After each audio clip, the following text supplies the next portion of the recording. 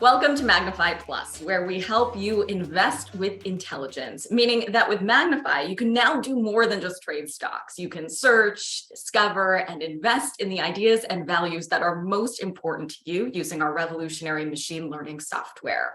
In 2023, we started off with Aurora. A recent Magnify consumer survey showed that while negativity in the news doesn't keep most, 71% of people, from saving for their future, more than 1 in 4 Americans, 29%, indicated that it has had a negative effect on their ability to plan for their futures. Investing with intelligence is needed more now than ever. I'm Nicole Lapin, former CNBC, CNN, and Bloomberg anchor, and your host for today. In 2022, the energy sector was the best place to invest money, but now in early 2023, it is one of the worst. Today's guest is Mark Fisher, CEO of NBF Clearing, a New York-based brokerage firm and a leading energy expert, to share his insights on where the opportunities are. Thanks so much for being here, Mark. Hi, Nicole. How are you? Mark, it's great to have you here. Of course, last year, energy was a jewel. Now it has been a disaster. What are your thoughts? I think energy prices have had a triple whammy.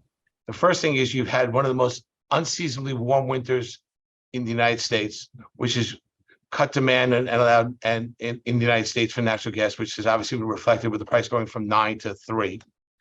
In Europe, you've had one of the warmest winters, right? And after them stockpiling it, and everyone getting freaked out about Dutch natural gas, and the price there is down by 70%. And also to some degree in Europe, when you go ahead, the governments wanted the price lower, and that's what they got. And as you know, they said don't fight the Fed. It's really hard to fight governments. Usually what governments want, governments get, at least in the short term. So combination of warm winter, combination of China not reopening until this year, combination of governments getting what they wanted, knocked the energy world for a loop. So a lot of spectators have, of course, said that if there was a ceasefire or if Putin was no longer in power, there would be this tremendous sell-off in the energy sector because of peace. But now, given what's happened, it's been a year since the invasion. Some believe that energy prices would increase on a ceasefire. Does that make sense? I think that when there is a ceasefire, or when there's an end to hostilities, the market first reaction is going to be, to dump energy. And if you remember back when Saddam Hussein was first caught, everyone was saying once we catch Saddam Hussein, the energy markets are going to, turn over. In the first 24 hours after Saddam Hussein was captured, the energy markets collapsed, and then that was the low for the next 2 years.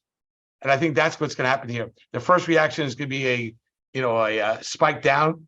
And that's going to be the ultimate, I would say, gift of when to buy everything. Is that because again, the energy markets are much more than just what's going on in Russia and Ukraine. I think that the short-term panic that will happen then, or the short-term flush, will be probably one of the best buying opportunities of energy in the next 5 to 10 years. So where do you think the floor and the ceiling is? Long term, the floor is 65, 70 on the downside. Ceiling is, I don't know, could be anywhere. Could be 100, 120. It depends on a lot of factors. It depends on if we have a cold winter next winter. It depends what happens with refiners. It depends to a large degree on what I call the black swan in the whole market, which is Israel, Iran, right? No one talks about it, but with Iran, being buddy with China, with Israel making more and more noise that they're not going to allow Iran a nuclear reactor, I think that this powder keg is pretty close to blowing. And when that happens, the effect on energy in the short term could be pretty dramatic to the upside. That's the black swan to the market that I don't think everyone knows, but no one's focused on. Let's double click on the weather part. The country has experienced, of course, warmer than expected winter. We all know weather is unpredictable. But how has this unseasonably warm winter impacted the energy sector? Do you still think there's a long-term secular play in natural gas? Yeah, I think that again, you've had, if it's just this year, you have a lot of more production coming online and not much more LNG use come online. So what happens is your production increasing, but you don't have demand, which is the LNG demand increasing. Next year, it's just the opposite. Production is probably going to be at its top, and LNG in 24, 25, 26 is going to grow dramatically. So you're going to have this huge pull on U.S. natural gas in 24, 25, and 26. So if I was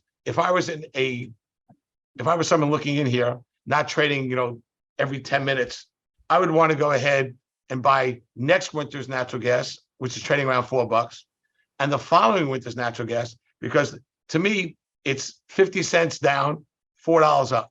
And if I told you, Nicole, you can risk 50 cents to make $4, and it's a 50-50 bet, you have to make that every time, because that's the way you make money. Speaking of trading, do we need to excuse you too? In about 2 minutes, but not yet.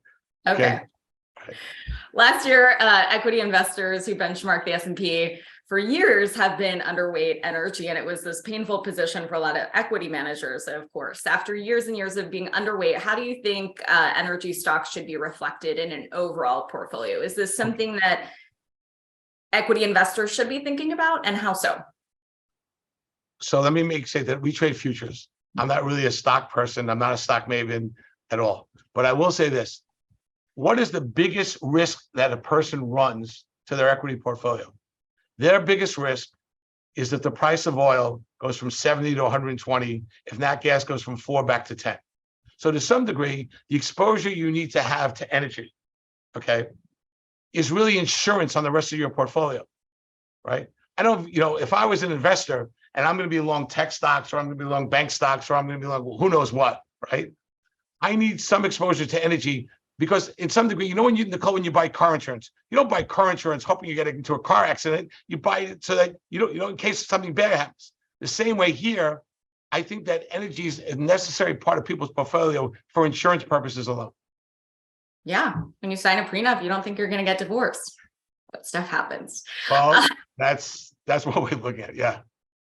So where do you think the opportunities, Mark, right now are in the large cap integrated oil stocks, natural gas? What about derivatives? Okay, so my two favorite natural gas stocks, just because I'm like an old guy, so they can't learn new tricks, is SWN, Southwest, and Range Resources.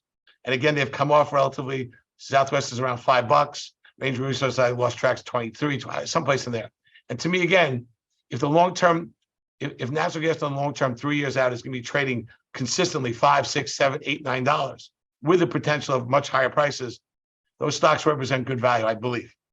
And I also think, to some degree, that the sleeper in the commodity markets are all the ag stocks, corn, soybeans, wheat. Okay, to me, that's the biggest layup there is. Why? Because number one, when people want to increase their standard of living, they need to increase their protein. We're not growing when Bill Gates keeps buying U.S. farmland, there's a reason why he's buying farmland, okay? It's not because he wants to be Little House on the Prairie, it's because he realizes that the amount of arable farmland that can go ahead and grow crops is being reduced. And the number of people in Africa, in India, in China, in all parts of the world that want to increase their standard of living, need more food, right? And obviously, if your yield of corn is going up, it's called 2 acres, two bushels per acre per year. That's not going to offset how much more demand is going to be. So if you look at corn prices, which should tell you $6.50, soybeans $15, wheat $7. I don't care what happens in Russia. Okay, to me, that represents the best risk reward of anything. How do you do that if you're an investor? Either you trade futures, which we do, and you can blow your brains out of your head, or you can buy like ADM or the commodity giants, Cargill, and those places, where basically they basically run the show, and they're the experts in that business. Yeah, I wanted to ask you for some of the bigger name blue chip companies in the ag space, and then also in the oil space, if somebody's listening to this and wants to get in, but really wants to stick to those big names, the Chevrons, the Exxons, you mentioned some as well. ADM, Bunge are the names that come to mind for me. Again, I'm not a stock person, but the interesting thing is, if I asked you today, who are going to be the biggest carbon, decreasers, the ones that are really going to help, the world, become more carbon free in the next 15 years. 99 out of 100 people would never say that it's going to be the Exxons, the BPs of the world that are going to lead the way, right? They're going to say, in fact, they view them as the villains. I would tell you, being out of the box like I am, that in 15 years from now, when you're sitting there, you're going to be saying how BP, ExxonMobil, Chevron, and the big integrated oils led the way in carbon reduction around the world. That's a pretty big statement. Yeah, it's a huge statement. Yeah. Can you flesh that out a little bit more? Because you see the amount because they're the ones that have the expertise, whether it be the Occidental, Warren Buffett's not buying Occidental Petroleum, right, for a short-term trade. He's doing it for the carbon capture system that they have. Okay. BP is spending a tremendous amount on renewables. Exxon is spending a lot of money on renewables. I mean, they're considered the villains, but again, I don't think they're the villains. I think if we're really going to have sustainable, what we need is not just,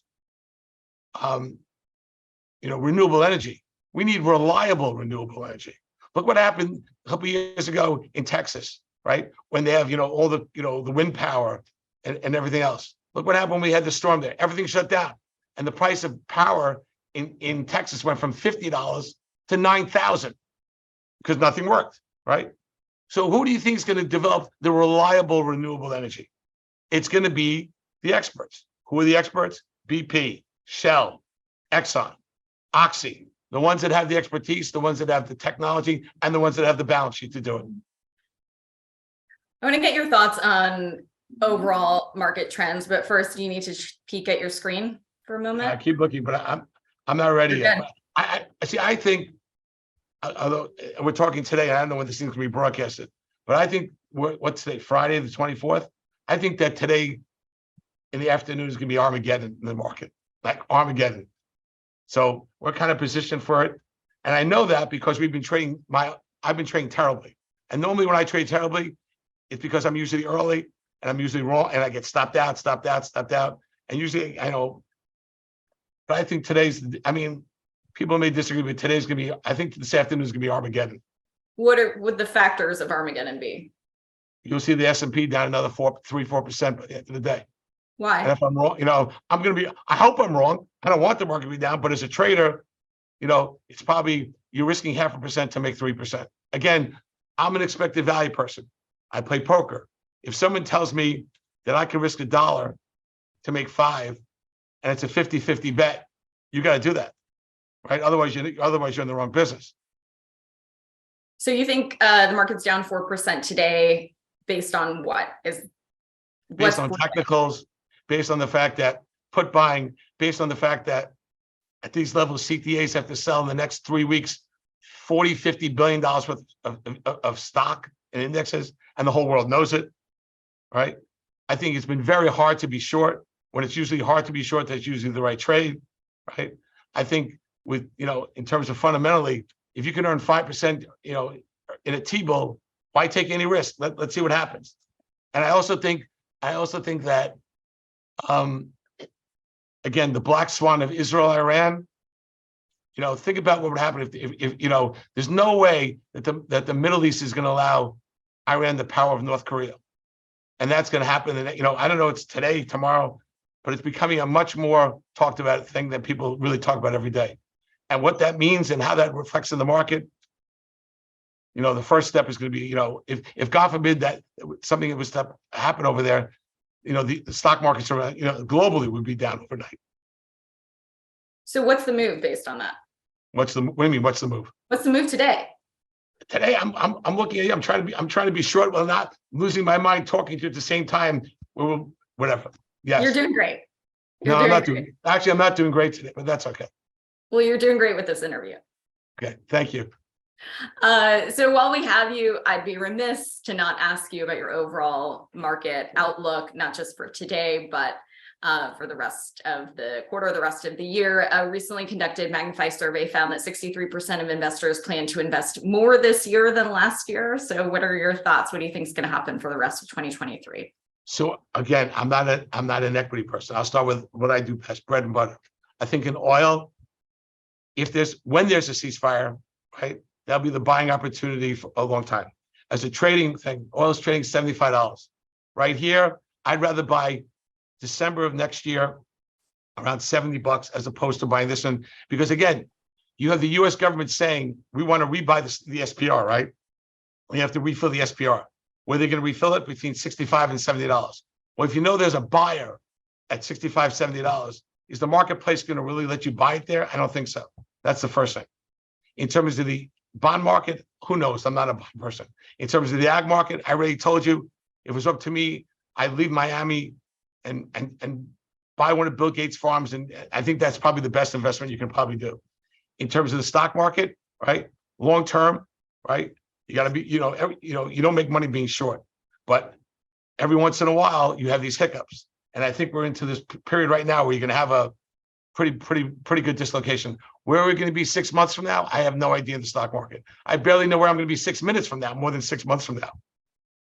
What about interest rates? Interest rates, again, the bond market, I think it's very simple. If they're going to pay you 5%, if the Fed's paying you 5%, and they're telling you, we're going to keep the market here longer. I don't think, the Fed doesn't go ahead and usually do something. When the Fed changes, when the Fed pivots from, going lower interest rates to higher interest rates, it usually stays in that higher interest rate environment a lot longer than people think. And when it goes lower, they're not a seesaw that goes back and forth. So when they tell you they're going to stay here for a while, it does. I think also commercial real estate is going to have a big problem, right? Think about this. All this money with all these balloon mortgages that come due in the next 1 to 2, 3 years, where they were borrowing at 2%, 3%, and now they have to lock in at 7, 8%. You're seeing huge companies, Brookfield, just hand over the keys, right? With people not willing to work, wanting to work from home. What happens to commercial real estate in the big cities? I don't know. In LA, I don't know about in LA, but the traffic's it's crazy. You can't even get to work, right? So they say they're more productive from home. What does that do to commercial real estate? How much of that commercial real estate is converted to residential real estate, right? Who can afford a 7% mortgage? How many banks are doing it? How are you getting this money? I mean, I don't have the answers, but it's a pretty, hold on 1 second. It's a pretty interesting dynamic. So to me, right, again, you can tell me I'm all over the map, right? But we put our money on the line every day, right? We trade a tremendous amount of energy, less in agriculture. And I really think that for insurance purposes, for nothing else, right? Life insurance, car insurance, you need to have exposure to both ags and energy and hope they don't go anywhere. Because if energy prices go to 120, what happens to the stock market? Can't be good. If agriculture prices, because of something, shoot up 30%, what happens to the stock market? Can't be good. I mean, I know I make it sound simple. It's not that simple. But to me, I like to invest, keep it simple, stupid. And like I said, I'm probably going to be wrong today, but it's either I'm risking, 0.5% to 1% to make 3%. And I'm like a kid in the candy store because that's what we do. We trade based on our technicals and our insights, and it's kind of lined up the way I think it's going to happen. But we'll see. A long day. Well, so now that you've warmed up and are kind of on a sugar rush, can you go off a little bit and tell us your thoughts on crypto and SBF and all the chaos there? Okay, so again, we trade Bitcoin, we trade the futures, we trade Ethereum. Okay, but I will just tell you my philosophy. Number one, anytime someone tells you they're going to pay you extra for keeping your money someplace, like extra tokens and everything, in anything, if you start a business and you're going to give away everything for free, it's never free. Someone ends up paying. That's the first thing. And number two, I didn't really get Bitcoin, but I kind of get Bitcoin now a little bit. It's digital gold, right?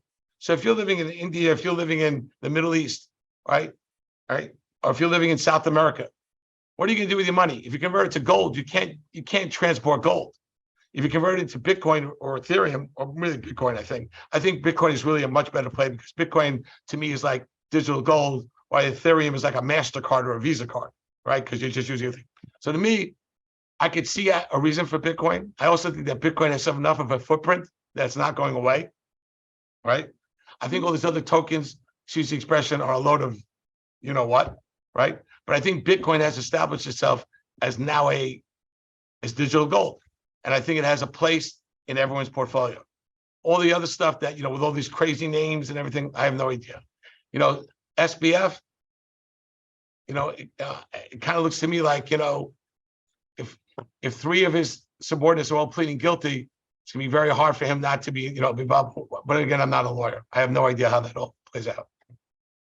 Yeah, I had Nouriel Rubini on my show, and he called the rest of them shit coins. Well, I would agree with that. I think Bitcoin is not a shit coin. I think the rest of them probably are. But think about this: if I said to you, "Give me your money, and I'm going to give you extra coins, staking, whatever you want, staking, making, taking, whatever you want to call it," who's paying for that? How's that happening? You're not the Federal Reserve, right? That's what I'm trying to say. So I also think that to some degree that at some point central banks are going to come out with their own digital currencies, which will be an interesting alternative. So what are you guys doing with Ethereum? We just trade futures. Okay. So we trade Bitcoin versus Ethereum. Ethereum spreads front month Ethereum against back month Ethereum, front month Bitcoin against back. What we do, we have like 35 people that work with me, and we just, the way we trade is completely not something that I would recommend anyone else do, because we're just trading all kinds of spread relationships, interrelationships. But again, overall, generally, I really think Bitcoin has a place. I think nothing but Bitcoin has a place, just because Bitcoin has the footprint. Okay, so before we let you go, can you take us behind the scenes? Like, are you doing some trades that you can tell us about? Yeah. Well, today's expiration in natural gas. Typically, a natural gas expiration day, the market usually rallies, which it's a rally. Okay, like I said, the S&P is trading like 67, got up to 76. Right. There's there's going to be some. I just don't see who this weekend is going to want to go home long. So if Nicole, think about this. If I want you to go home long, how do I pay you to go home long? Tell me, how do I pay you to go home long? Are you going to go home long? I'm going to have to give it to you at a discount that you can say, you know what, the price is ridiculous enough that I'll take the shot going home long, right? Which means if I have to give it to you at a discount between now and 4 o'clock, price is going down between now and 4 o'clock. Of course, I'm going to be dead wrong because I'm talking to you about this, but I'm normally I'm right more than I'm wrong, but I'm sure today I'll be wrong. And you're talking about across all sectors. You're primarily focusing on the index futures. Say that you say energy. NASDAQ, S&P, Russell. Okay. And again, this is going to be broadcasted way after this thing. But again, think about how you get someone. How do you incentivize? How do you get people to stop using? To put stuff on sale. I get it. Right. Or on the other hand, in energy, how do you go ahead and cut demand by increasing price? Right, because increasing price, it creates demand destruction, right? So the same way, if I need to create demand, how am I going to create demand? I gotta sell it at a discount to incentivize people to go home long. Do you drink coffee? No, I drink no coffee, no alcohol. Just high on life? No coffee, no alcohol, no drugs. Pepsi, yes. Coca-Cola sometimes. But I'm 62. I've been in the trade business since I'm 12. Okay, I've been doing this 50 years. I went to the Wharton School of Business at 18. I was trading when I was 18 with my grandfather's money. Okay, I was a clerk at the age of 14 on the floor of the commodities exchange, and my boss represented the largest players in the silver market when silver was going from 3 to 50. So I've been doing this, and again, the reason why I stay young is because obviously I'm hyped up and I love what I do. Most people at my age are sitting there playing golf every day. I'd blow my brains out if I did that, right? I'd rather go ahead and compete. And athletically, if you think about this, the markets are really financial sports, right?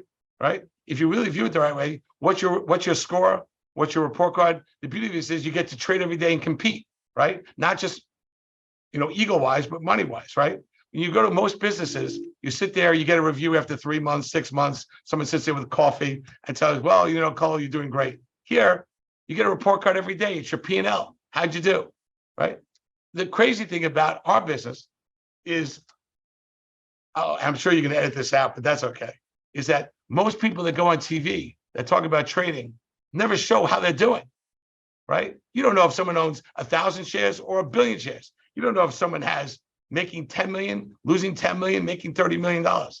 I really think that the future of financial broadcasting is you got to come online and say, what are you doing? How much you've made in the last month, how much you've lost, how much you put your, excuse the expression, ass on the line.